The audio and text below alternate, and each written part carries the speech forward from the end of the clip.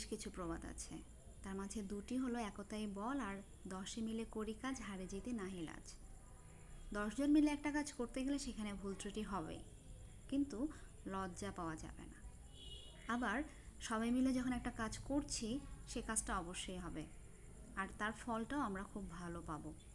আমি 1947 সালের দেশভাগ দেখিনি, 1952 সালের ভাষা আন্দোলন দেখিনি, 1971 সালের যুদ্ধেও দেখিনি, কিন্তু শুনেছি সেখানে ছাত্র, রাজনৈতিক নেতারা ছিল, কৃষক, ডাক্তার, ইঞ্জিনিয়ার সহ মহিলা, পুরুষ, এমনকি সকল শ্রেণীর মানুষজন প্রত্যেকটা যুদ্ধে ছিল, সমানভাবে অংশগ্রহণ করেছিল এবং যে যার সাধ্য মতো চেষ্টা করেছে। কিন্তু এই 2024 সালের যুদ্ধ দেখে আমি অবাক। আমাদের তরুণ প্রজন্ম এতটা আধুনিক আর এতটা নতুন চিন্তাধারা সম্পন্ন, যেটা এই পুরো দেশকে একটা নতুনভাবে গড়তে সাহায্য করবে। আবু সাইদ, মুগ্ধ, এমনকি যশোরের একটা ছোট ছেলে, এই সহ আরও কত মানুষ যে শহীদ হয়েছে এই একটা স্বাধীনতা অর্জনের জন্য,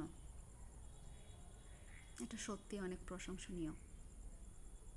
এই দেশ স্বাধীনতা এখন অনেক সময় লাগবে, কিন্তু দেশ স্বাধীন হওয়ার পরপর যে পরিমাণ লুটপাট শুরু হয়েছে, চারিদিকে লুটপাট, আগুন দেয়া, লণ্ডভণ্ড করে দেয়া, এগুলো মানুষের মনে অনেক নেগেটিভ ইফেক্ট ফেলছে, যেটা সামনে গিয়ে হয়তো আরও অন্য খারাপ রূপ নিতে পারে।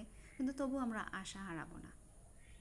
আমরা একটা নতুন দেশ গড়ার স্বপ্ন করব, একটা নতুন দেশ, একটা নতুন জাতি, একটা নতুন বাংলাদেশ আমরা সবাই ডিজার্ভ করি।